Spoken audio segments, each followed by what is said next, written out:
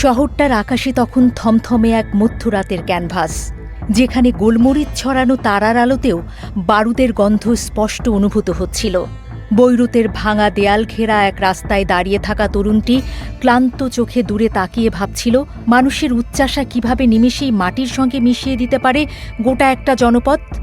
মাথার উপর দিয়ে উড়ে যাওয়া যুদ্ধবিমানের গর্জন যেন মনে করিয়ে দিচ্ছিল যে শান্তি কথাটি কেবলই বইয়ের পাতায় সুন্দর, বাস্তবে তা এক অসম্ভব মরীচিকা। ঠিক এই উত্তপ্ত সময়েই তেহরানের পুরনো এক লাইব্রেরির টেবিলে বসে কফি কাপে চুমুক দিচ্ছিলেন অভিজ্ঞ এক কূটনীতিবিদ। তার সামনে খোলা ছিল ওয়াশিংটনের সদ্য ভেঙে যাওয়া সমঝোতা স্মারকের কাগজটি, যা কেবল দুদেশের কূটনৈতিক সম্পর্কের অবসানই ঘটায়নি, বরং নতুন করে বিশ্বকে এক ধ্বংসাত্মক মহাসমুদ্রের দিকে ঠেলে দিয়েছিল। ডোনাল্ড ট্রাম্পের সেই কঠোর ঘোষণা আর কোনো আলোচনা নয়, চারপাশে ছড়িয়ে থাকা সমস্ত আশার প্রদীপ এক ফুৎকারে নিভিয়ে দিয়েছিল। হাজার হাজার মাইল দূরে হোয়াইট হাউসের ওভাল অফিসে তখন চলছে অন্য হিসেব নিকেশ। মার্কিন নীতি নির্ধারকরা বহু বছর ধরে ভেবে আসছিলেন যে ইন্দো প্যাসিফিক অঞ্চলে মনোযোগ দেওয়ার জন্য পশ্চিম এশিয়ার এই অনন্ত ঝামেলা এক লহমায় চুকিয়ে দেয়া দরকার। কিন্তু তারা হিসেবে ভুল করেছিলেন। তারা বুঝতে পারেননি যে একটি প্রাচীন জাতির আত্মমর্যাদা আর টিকে থাকার লড়াইকে বোমা মেরে পুরোপুরি মুছে ফেলা যায় না।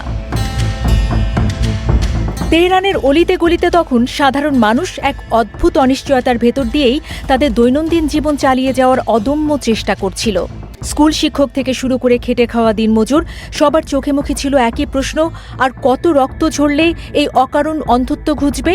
অথচ ওপরের মহলে বসে থাকা ক্ষমতাধরদের কাছে এই জীবনগুলো ছিল কেবলই দাবারুর বোর্ডের এক একটি বড়ি, যাদের ইচ্ছেমতো সরিয়ে নেয়ার এক অদ্ভুত নেশা সবার মাথায় চেপে বসেছিল। পারস্য উপসাগরের নীল জলে তখন নেমে এসেছিল এক কৃত্রিম অন্ধকারের ছায়া।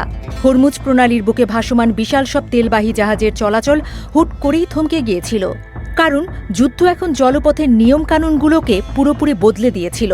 ইরান আর আগের মতো হাত গুটিয়ে বসে থাকার অবস্থায় ছিল না। তাদের কাছে এই সংকীর্ণ জলপথটি এখন নিছক কোনো বাণিজ্যিক রুট ছিল না, বরং তা ছিল তাদের অস্তিত্ব টিকিয়ে রাখার শেষ দুর্গ। শান্তির দিনে আন্তর্জাতিক আইনের যে বইগুলো বড় বড় টেবিলে শোভা পায়, যুদ্ধের আগুনে পুড়ে সেই পাতাগুলো তখন ছাই হয়ে বাতাসে উঠছিল। তেহরানের সামরিক কমান্ডারদের চোখমুখ বলছে স্পষ্ট কথা, যে পথ দিয়ে তাদের ঘরে মৃত্যু নেমে আসে, সে পথকে তারা আর শত্রুর জন্য নিরাপদ করিডোর হতে দেবে না। এই কঠোর বাস্তবতার মুখোমুখি দাঁড়িয়ে ওয়াশিংটন আর কতদিন নিজেদের শক্তির অহংকার টিকিয়ে রাখবে, তা নিয়ে বিশ্বজুড়ে শুরু হয়ে গিয়েছিল গভীর এক হিসাব নিকাশ। এই পুরো সংঘাতের বৃত্তে তেল আবিবের ভূমিকা বারবার এসে পড়ছিল এক অদৃশ্য কাঁটার মতো। বন্ধু দেশের ঘাড়ে বন্দুক রেখে চলা ইসরায়েলি কৌশল পুরো অঞ্চলটাকে একটি স্থায়ী বারুদের স্তূপে পরিণত করেছিল, যা কেবল তেহরানের সঙ্গেই শান্তি প্রক্রিয়ার দরজা বন্ধ করেনি, বরং সমগ্র মধ্যপ্রাচ্যকে এক অতল গহ্বরে টেনে নিয়ে যাচ্ছিল। জাওয়াদ জারিফের ক্লান্ত কলমে বারবার উঠে আসছিল সেই যন্ত্রণার কথা, যেখানে আমেরিকার অন্ধ মিত্রতার খেসারত দিতে হচ্ছিল পুরো অঞ্চলের কোটি কোটি নিরীহ মানুষকে।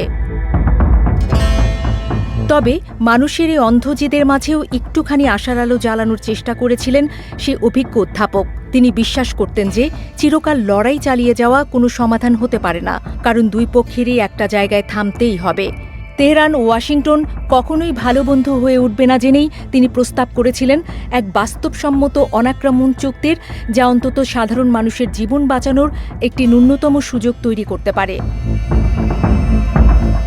আফগানিস্তানের স্থিতিশীলতা রক্ষা থেকে শুরু করে মাদক পাচার রোধ কিংবা শরণার্থী সংকট সামলানোর মতো সাধারণ মানবিক ইস্যুগুলোতে একসঙ্গে কাজ করার এক দারুণ রূপরেখা তিনি তৈরি করেছিলেন।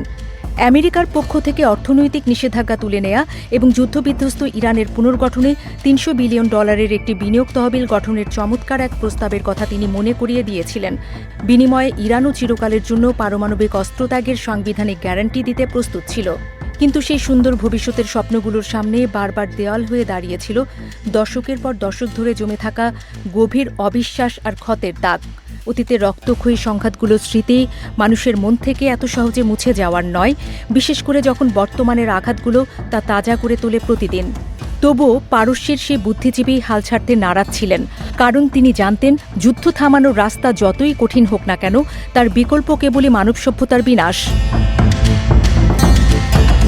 আঞ্চলিক দেশগুলোকে উদ্দেশ্য করে তার বার্তাটি ছিল অত্যন্ত পরিষ্কার ও জোরালো। বাইরের পরাশক্তিগুলোর উপর চিরকাল নিরাপত্তা ইজারা দিয়ে দেশ চালানো যায় না, তা হাড়ে হাড়ে টের পেয়েছিল পুরো মধ্যপ্রাচ্য।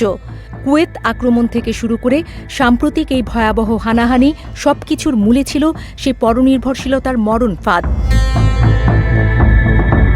নিজের দেশের বিশাল ভূখণ্ড, দক্ষ জনবল আর বৈজ্ঞানিক জ্ঞানের ভাণ্ডার নিয়ে তেহরান বারবার ডেকেছিল এক আঞ্চলিক ঐক্যের ডাক। একদিকে আরব বিশ্বের বিপুল অর্থ আর আন্তর্জাতিক বাণিজ্যের নেটওয়ার্ক, অন্যদিকে পাকিস্তান ও তুরস্কের শিল্প সমৃদ্ধ শক্তি, সব মিলিয়ে এক অপরাজেয় সম্ভাবনার দুয়ার খোলা ছিল সবার সামনে। যৌথ ইউরেনিয়াম সমৃদ্ধকরণ কেন্দ্র কিংবা জলবায়ু সংকট মোকাবেলায় যৌথ প্রতিষ্ঠান গড়ে তোলার সেই সোনালী স্বপ্নগুলো কেবল একটু সদিচ্ছার অপেক্ষায় ছিল। কিন্তু সেই মহৎ ভাবনাগুলোর পথ আটকে দাঁড়িয়েছিল আঞ্চলিক ক্ষমতার কোন্দল আর পারস্পরিক সন্দেহের দীর্ঘ ছায়া। তা সত্ত্বেও ইতিহাস সাক্ষী দেয় যে অন্ধকার যত গভীর হয়, ভোরের আলো তত দ্রুতই আকাশে তার রং ছড়াতে শুরু করে। বর্তমানের এই চরম রক্তপাত আর ধ্বংসযজ্ঞ হয়তো একদিন পরিণত হবে এক পুরনো দুঃস্বপ্নে, যার ছাই থেকে জন্ম নেবে এক নতুন ও শান্তিময় মধ্যপ্রাচ্য।